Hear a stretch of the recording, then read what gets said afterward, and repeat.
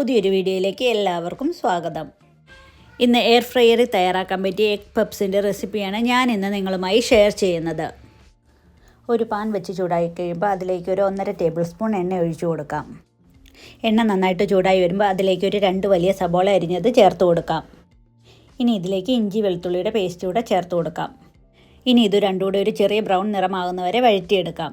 ഇതിലേക്ക് ആവശ്യത്തിന് ഉപ്പൂടെ ഇട്ട് വേണം വഴറ്റിയെടുക്കാൻ.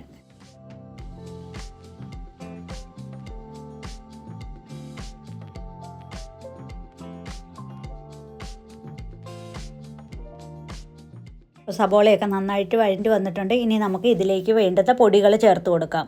ഒരു 1/4 ടീസ്പൂൺ മഞ്ഞൾപ്പൊടി ചേർത്ത് കൊടുക്കാം.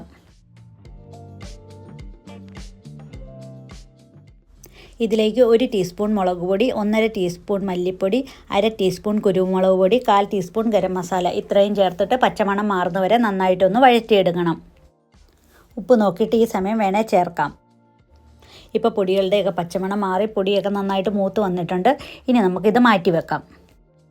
ഇത് കോപ്പറേറ്റീവ് സ്റ്റോറിൽ നിന്ന് മേടിച്ച പപ്സിൻ്റെ പേസ്ട്രിയാണ്. ഇതിലാണ് ഞാൻ പപ്സ് ഉണ്ടാക്കാൻ പോകുന്നത്. ഈ ഒരു പേസ്ട്രി ഷീറ്റ് വെച്ച് നമുക്ക് 6 പപ്സ് ഉണ്ടാക്കാം. ഞാനിതിപ്പോൾ 6ആയിട്ട് മുറിച്ച് വെച്ചിട്ടുണ്ട്.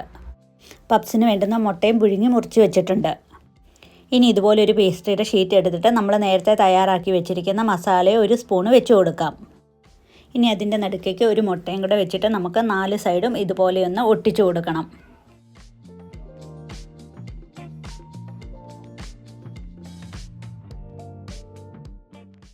ഞാൻ ഇതിൻ്റെ സൈഡും ഇതുപോലെ നന്നായിട്ടൊന്ന് പ്രസ് ചെയ്ത് കൊടുക്കുന്നുണ്ട്.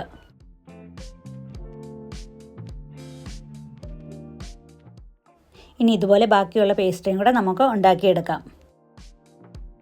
എല്ലാ പപ്സും നമ്മൾ ഉണ്ടാക്കിയെടുത്തിട്ടുണ്ട്. ഇപ്പോൾ എയർ ഫ്രയറിൽ ബട്ടർ പേപ്പർ വെച്ച് ഞാൻ പപ്സ് എടുത്ത് വെച്ചിട്ടുണ്ട്. ഇനി ഇതിൻ്റെ മുകളിലേക്ക് നമ്മൾ മുട്ടയുടെ വെള്ളയൊന്ന് ബ്രഷ് ചെയ്ത് കൊടുക്കണം.